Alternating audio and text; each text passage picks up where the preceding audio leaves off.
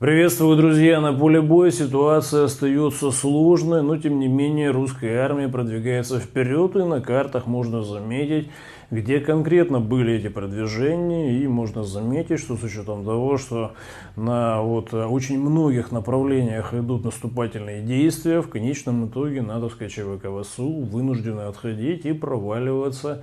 И это, очевидно, конечно же, очень серьезная заслуга от бойцов русской армии, командиров, ну и, естественно, нашей российской экономики и ВПК, потому что в конечном итоге в основе лежит всегда экономика. И это, конечно же, многие иногда упускают из виду. Ну и, собственно, натовская ЧВК также пытается контратаковать на многих направлениях, и вот ненадолго удалось им, собственно, вернуть 1 квадратный километр собственной территории. И это уже объявили как некую перемогу прям в недорейхе.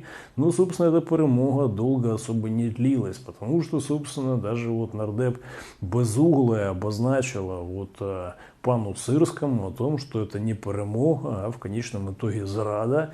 Ну и, собственно, самому Сырскому пришлось все-таки объясняться, что на самом-то деле у русской армии просто очень-очень существенное превосходство практически во всем. Ну и тут, конечно же, он немножко лукавит, потому что у натовской ЧВК ВСУ есть еще определенный, так сказать, разрыв в дронах, потому что, очевидно, и дроны на оптоволокне, и FPV-дроны, и, собственно, дроны типа Баба-Яга – это все системы вооружений, по которым натовские наемники пока еще все-таки впереди, но, тем не менее, сейчас ведется работа для того, чтобы это отставание сократить и в конечном итоге перегнать натовскую ЧВК ВСУ. Безусловно, в русской армии сейчас ведут активную работу для того, чтобы создать очень эффективные отряды, и конечно, уже позитивные примеры имеются, потому что отряд Рубикон действительно на поле боя очень многое делает, и конкретно в плане организации, и взаимодействия подразделений, и различные новые технологии, все это дело применяют, и также много других отрядов русской армии также в этой логике развиваются и масштабируют удачные практики применения различного типа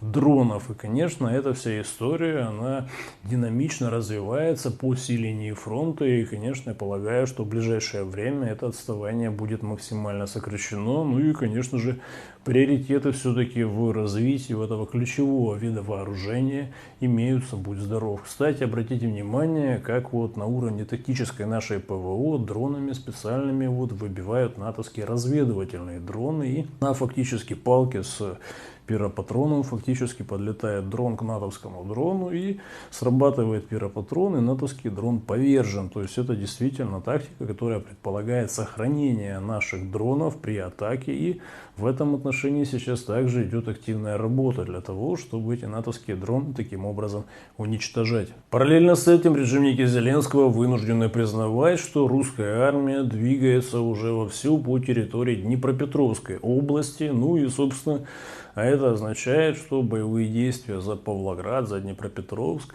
не за горами. И, конечно же, для режима Зеленского это очень серьезный имиджевый удар, потому что туда, на границе Днепропетровской области, перебрасывали за последнее время просто огромное количество подразделений. Но в конечном итоге справиться с натиском русской армии эти все подразделения натовской ЧВК ВСУ не смогли. И, собственно, это опять же говорит о том, что продвижения будут ускоряться. Ну и также можно заметить, что ВКС РФ очень жестко содействует тому, чтобы русская армия быстрее продвигалась. И поэтому различные ПВД противника регулярно подвергаются таким ударам, после которых, собственно, там уже противника не остается. Параллельно с этим ВКС РФ наносит удары по различной энергетической инфраструктуре режима Зеленского, и можно заметить уже даже, что корпорация ДТЭК олигарха Ахметова вопит в отношении того, что уже предприятия, которые снабжают углем различные ТЭС, теперь уже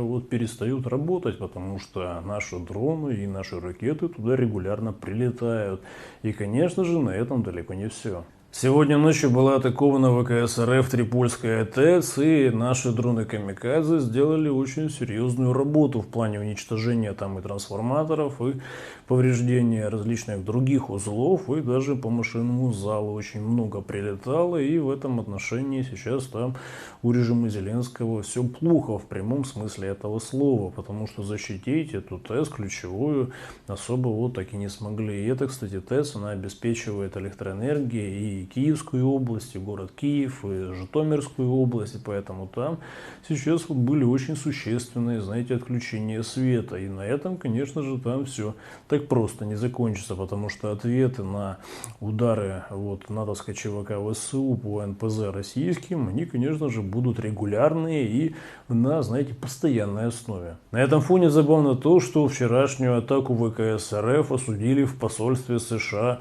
в Украине Зеленского. Да-да, вы не ошиблись, именно в посольстве США на Украине. И при этом почему-то, собственно, посольство США, вместо того, чтобы публиковать фотографии уничтоженных объектов натовской ЧВК ВСУ, публикует фотографию многоэтажки в Киеве, по которой попала натовская ракета ПВО. И по повреждениям этой многоэтажки это вот элементарно можно вычислить любому, даже маломайскому школьнику.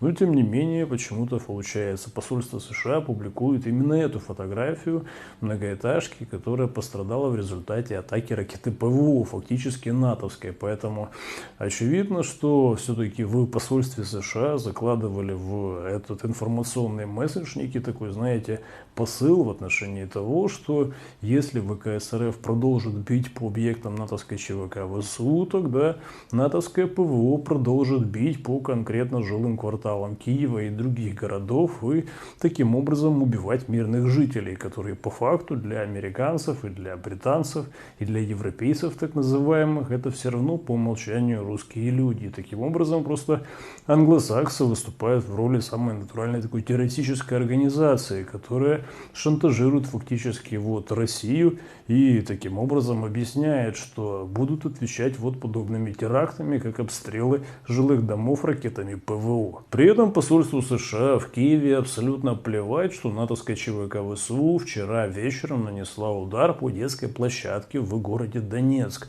И там, собственно, около 5 человек получили ранения, в том числе дети, конечно же. И вот кадры с этой детской площадки. И в этом отношении мы видим, что США просто продолжают в конечном итоге вести прокси-войну против России, как бы Дональд Трамп не делал из себя публично в социальных сетях некого голубя мира. По факту мы видим, что англосаксы, и в том числе США, продолжают агрессивную риторику и агрессивные действия в отношении нашей Родины. На этом фоне приходят новости о том, что мост в Кременчуге восстановить так и не могут. В конечном итоге восстановили немножко железнодорожное сообщение, автодорожное, но тем не менее мост уже не поднимается с учетом того, что там должны гипотетически вот проплывать различные суда под ним, но с этим уже определенные проблемы. Поэтому сейчас, конечно же, полагаю, что по этому мосту еще дополнительно будут нанесены удары. Ну а западная пресса на этом фоне уже вовсю рекламирует нового гауляйтера Залужного, которого, конечно же, переназначат сейчас вот на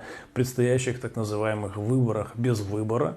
И очевидно, сейчас вот уже западная пресса пишет, что это именно он, знаете, вот стоит за подрывом северных потоков, а это с точки зрения политтехнологов должно прибавить Залужного некого рейтинга. Также западная пресса, уже даже британская, подключается и пишет о том, что Залужный, сидя в Лондоне, сейчас вот послом от Украины, уже возмущается тому, что в Лондоне выступает российская оперная певица, и он прям уже делает все возможное, чтобы наконец сорвать это выступление российской оперной певицы, потому что она и на русском языке даже может петь, и вообще она же с России, поэтому сейчас, судя по всему, вот такой маргинальный, собственно, электорат, который в основном сидит по заграницам, сейчас западная пресса концентрирует конкретно конкретно на вот пане Залужном. И, очевидно, это, конечно же, звоночек очень и очень четкий в отношении того, что режим Зеленского, конечно же, будут менять в полном составе, и уже, в принципе, кандидатуры утверждены. Примечательно, что на этом фоне премьер Венгрии Орбан обозначил, что Украину в любом случае разделят на 3 части. Первая часть — это, конечно, территория под контролем России. По словам Орбана, это от 20% территории. Ну, а дальше вторая часть — это будет демилитаризованная зона. И, собственно, границы этой зоны, они также вот сейчас вот обсуждаются, потому что это может быть и 10 километров, и 200 километров. И, конечно, третья часть — это уже под контролем блока НАТО и во главе с Британией и США. Ну и, конечно же, этот сценарий, ну, мягко говоря, не устраивает нашу родину, потому что в конечном итоге и город Киев, и, собственно, Одесса, и Николаев таким образом будут находиться под контролем фактически блока НАТО. А это неприемлемая абсолютно история. Поэтому, конечно же, основу для вот серьезного мира западные страны принципиально не закладывают в переговорный процесс. При этом в Вашингтоне и Лондоне прекрасно понимают, о чем речь, и пока Дональд Трамп изображает голубя мира, фактически вот министр финансов США вовсю уже с Евросоюзом обсуждают вторичные санкции против Китая и Индии за покупку у Российской Федерации нефти и газа. И, очевидно, вся эта история предполагает, что Соединенные Штаты Америки пытаются склонить Евросоюз к тому, чтобы для европейской экономики был нанесен очень мощный удар, потому что эти санкции против Китая и Индии от Евросоюза, они будут очень разрушительные. Ну и, кстати, для Соединенных Штатов это будет тоже разрушительная история, но для того, чтобы удержать свою гегемонию, вот США готовы пойти даже на это, выстрелив в ногу своей экономике, потому что, очевидно, при таком развитии Китай очень скоро, собственно, задавит и США, и Евросоюз, если, собственно, западные страны сейчас не консолидируются и не нанесут какой-то жесткий экономический удар. В общем, ругань между Евросоюзом и США сейчас идет полным ходом, но кулуарно, и тем не менее в прессе немецкой проскакивают определенные нотки этого конфликта, и вот уже Бильд обозначили, что США просто при Трампе в 2 раза нарастили, собственно, товарооборот с Россией, а Евросоюзу запрещают это делать, и, очевидно, это не устраивает немецкую экономику. Ну и, конечно, вот уже Германия параллельно с этим решила вот закупить в неприкосновенный запас себе на случай войны против России равиоли, знаете, итальянские пельмешки. И в этом отношении, конечно же, все это дело просто добавляет, так сказать, информации в отношении того, что страны Евросоюза действительно готовятся к войне против России. При этом, собственно, победителей в этой войне, как известно, точно не будет, но тем не менее страны Евросоюза фактически готовят, как, знаете, боевиков камикадзе в этом отношении.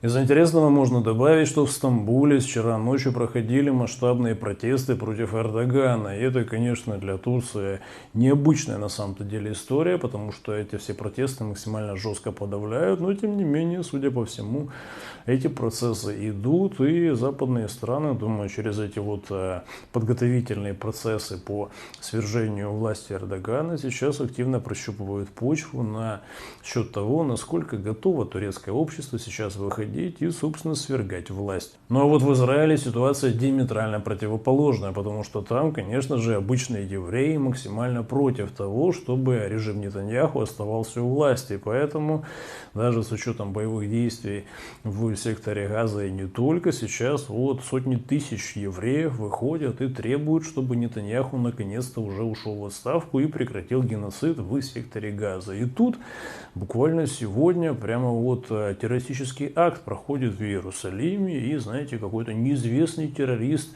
убивает 4 еврея, ну и еще 10 человек, собственно, ранены. И, знаете, такие вот теракты, они для режима Нетаньяху, ну, очень удобные, потому что именно вот такой кровью, конечно же, режим Нетаньяху апеллирует к тем, кто, собственно, вот оппозиции пытается убрать Нетаньяху от власти, потому что он фактически узурпировал эту власть и наплевал на все законы. определенная. Поэтому сейчас мы видим, что с моей точки зрения, очевидно, режим Нетаньяху напрямую причастен к организации терактов и фактически убийству евреев. Но в недорогих Зеленского ситуация продолжает деградировать, и конкретно жен мужиков, которых похитили банды ТЦКшников и полицаев, сейчас вот уже на упреждение пытаются осудить до 8 лет тюрьмы, и за то, что вот они пытались своих мужей вот отбить у банд ТЦКшников, им сейчас вот уже вручили подозрения, и репрессивные органы Зеленского вовсю будут сейчас ими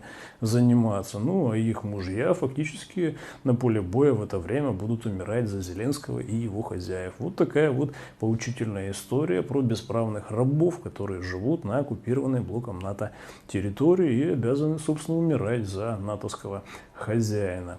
На этом, друзья, у меня все. Выводы, конечно, делайте сами, ну а также не забывайте подписываться ко мне на телеграм-канал. Там всегда больше интересного, нежели в видеоформате. Ссылка по традиции находится в описании под этим видео. До скорого.